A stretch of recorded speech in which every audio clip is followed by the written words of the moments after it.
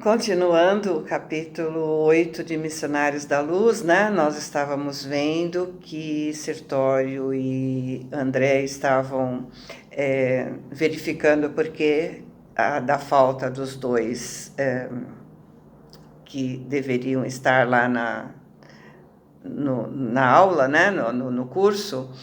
E aí, contando, né? Eles estavam na casa do Marcondes, onde ele estava assim, suando frio, como diz o André, né, ensopando os lençóis, num pesadelo terrível, né, e que ele, fixando, né, com estranheza e ansiedade, entre gemidos gritantes, né, que escapavam da boca, sentindo a silenciosa reprovação de Sertório, o habitante das zonas inferiores dirigiu a palavra a eles, né, de modo especial. O Senhor admite que devamos ouvir impassíveis as chacotas da leviandade?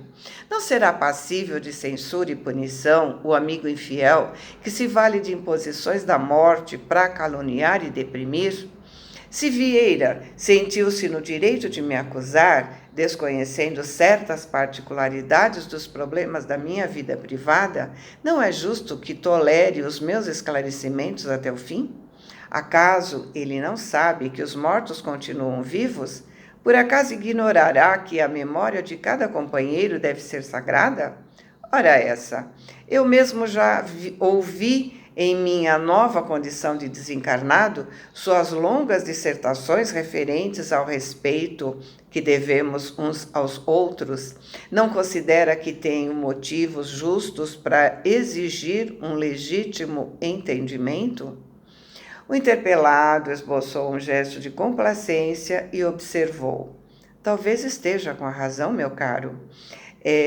Entretanto, creio, deva desculpar seu amigo. Como exigir dos outros conduta rigorosamente correta, se ainda não somos criaturas irrepreensíveis? Tenha calma, sejamos caridosos uns para os outros. E enquanto a entidade meditava nas palavras ouvidas, Sertório me falou em tom discreto: Vieira não poderá comparecer essa noite aos trabalhos.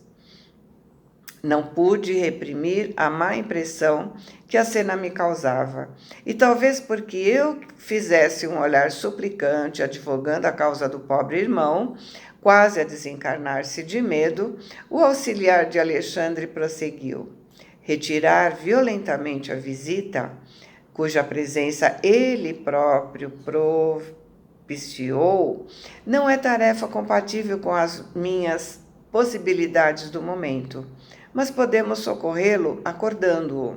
E sem pestanejar, sacudiu o adormecido energicamente, gritando seu nome com força.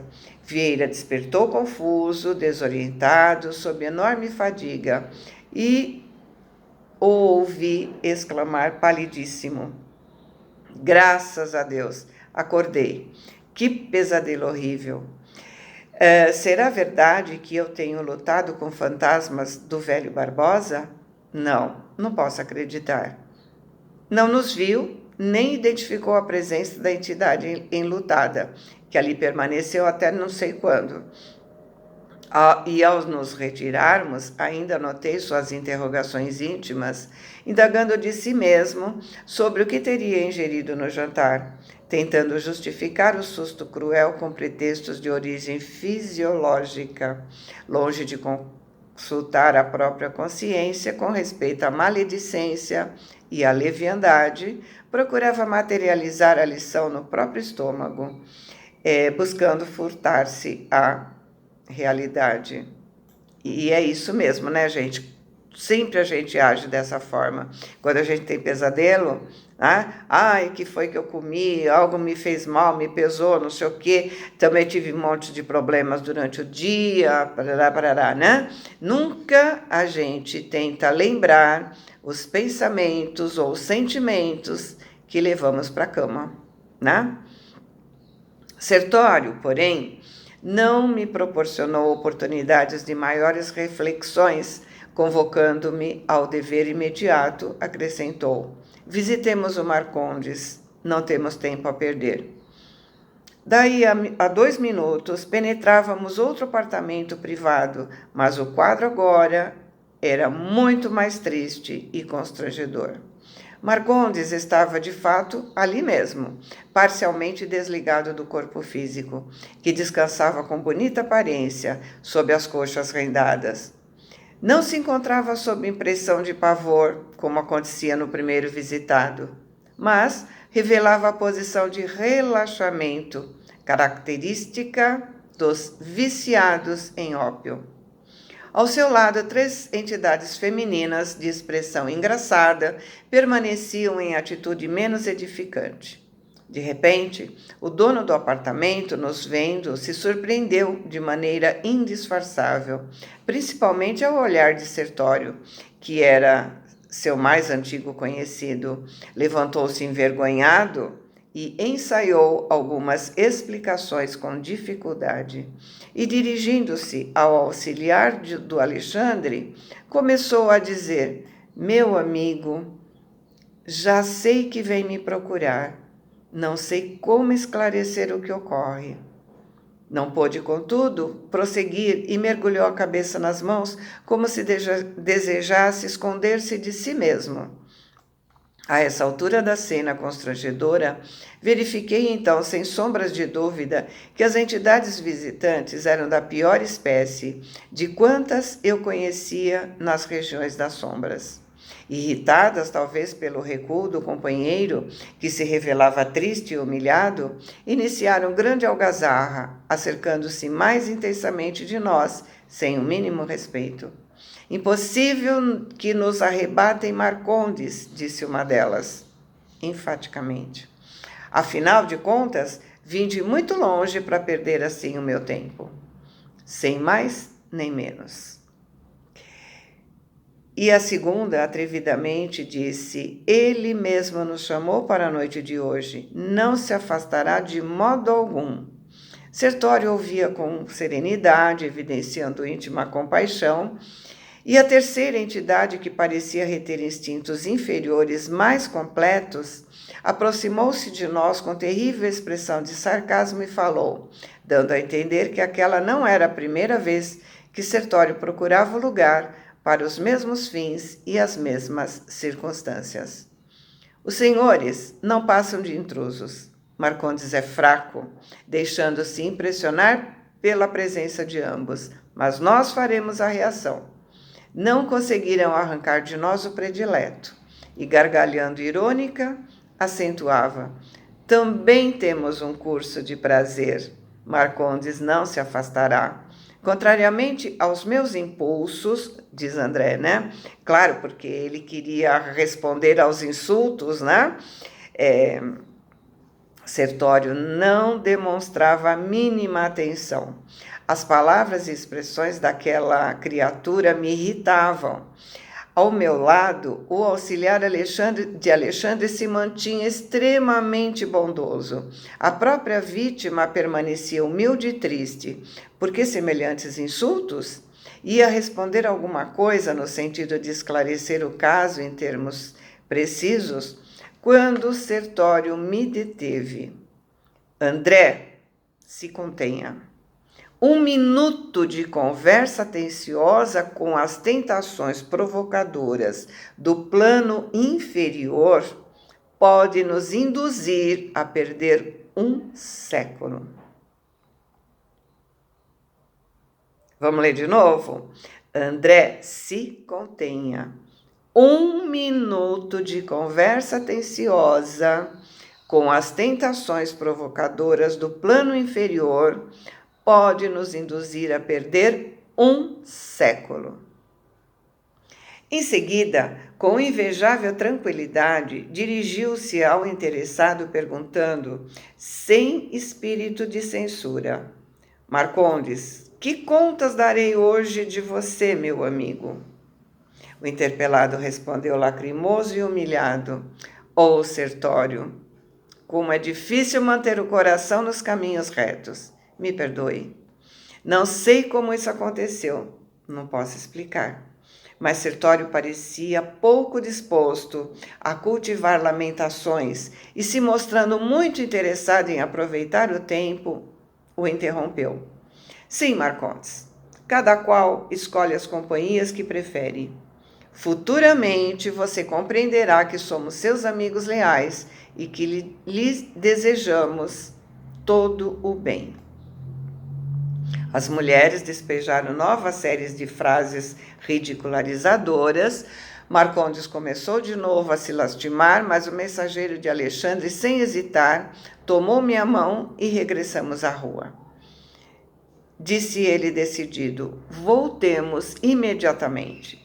E eu perguntei: em que ficamos? Não vai acordá-lo? Não, não podemos agir desse modo.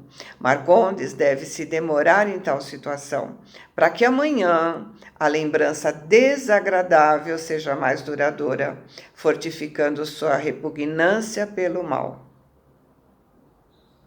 Os hábitos da nossa vida moral, interferem no tipo de experiência que temos fora do corpo. Teremos experiências segundo as nossas afinidades. E como ele disse, às vezes é bom permanecer nela, que foi o caso aí, para fortalecer a repugnância pelo mal. E aí André, perguntou espantado: o que fazer então? E Sertório respondeu calmamente: diremos ao nosso orientador o que ocorre. É o que nos cabe fazer. E sintetizando longas considerações que poderiam fazer relativamente ao assunto, ele frisou: por agora, André, o dever mais alto nos chama no campo da nossa jornada para Deus.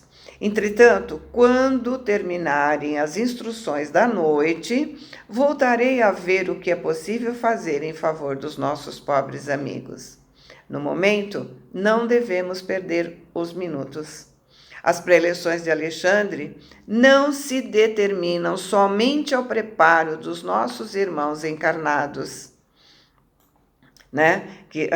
nossos irmãos que ainda se ligam aos envoltórios da carne na superfície da crosta, são igualmente valiosas para nós que necessitamos enriquecer possibilidades para socorrer com êxito os companheiros encarnados.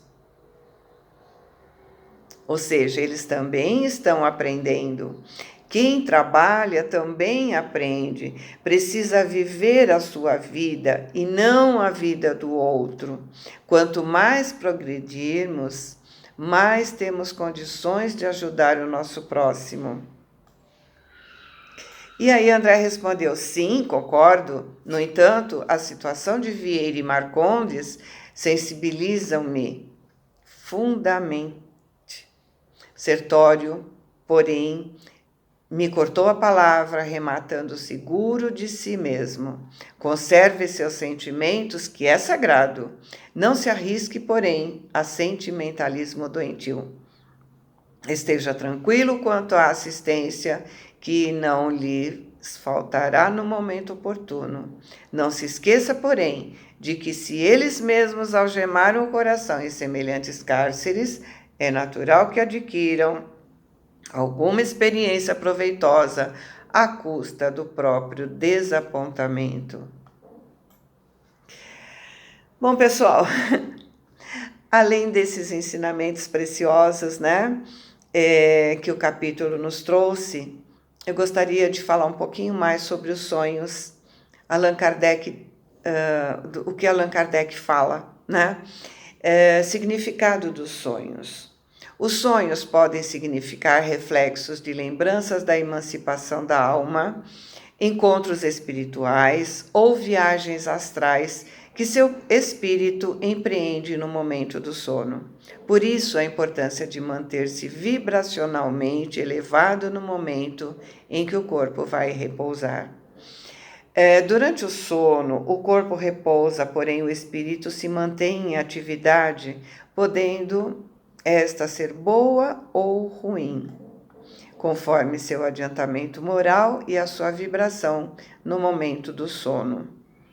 Kardec nos traz, através das obras póstumas, alguns esclarecimentos mais sobre a emancipação da alma. Então, no capítulo 4, né, Emancipação da Alma, no item 24, ele diz assim: durante o sono, apenas o corpo repousa, o espírito, porém, não dorme. Aproveita o repouso do corpo e dos momentos em que sua presença não é necessária para agir separadamente e ir onde quer. Desfruta da sua liberdade e da sua plenitude de suas faculdades. Durante a vida, o espírito nunca está completamente separado do corpo. A qualquer distância que se transporte, mantém-se sempre ligado por um laço fluídico que serve para chamá-lo, desde que sua presença seja necessária. Esse laço só é rompido com a morte. O sono liberta, em parte, a alma do corpo. Quando dormimos, estamos momentaneamente no estado em que nos encontramos de uma maneira fixa após a morte. Os espíritos que estão desligados da matéria após sua morte tiveram sonhos inteligentes.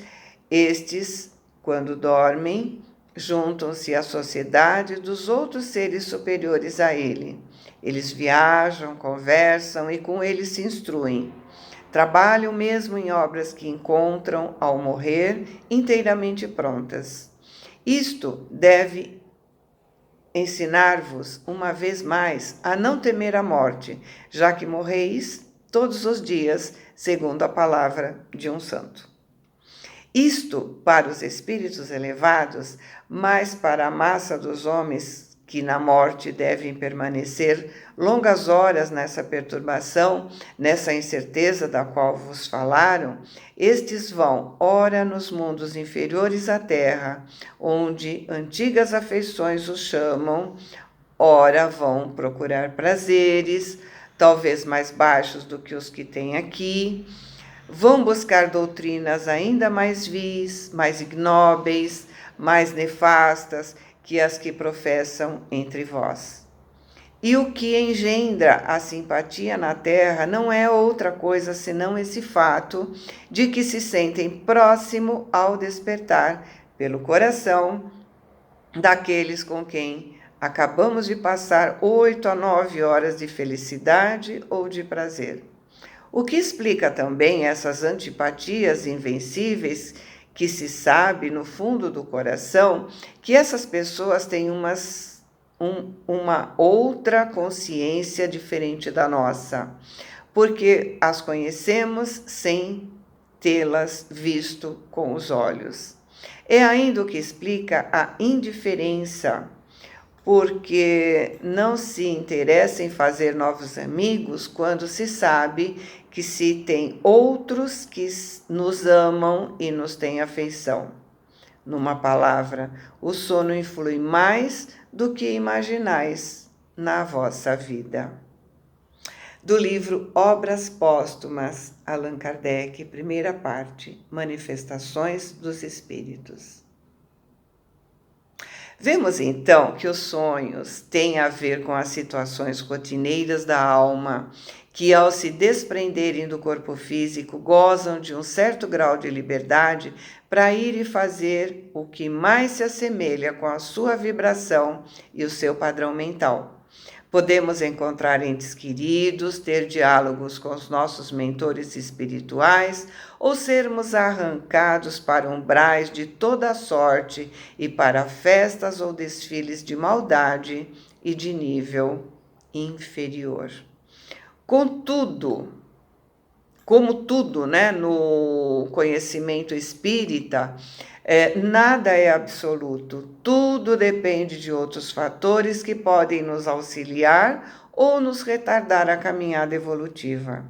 Então, ao se deparar com os sonhos ruins, ore, peça ajuda ao seu mentor e à espiritualidade amiga, para que seu espírito possa ter durante o repouso corporal uma emancipação branda e pacífica, onde somente através dos bons pensamentos e do caminho no bem iremos continuar nosso processo evolutivo em paz. Beijos no coração. Amo vocês. Boa semana.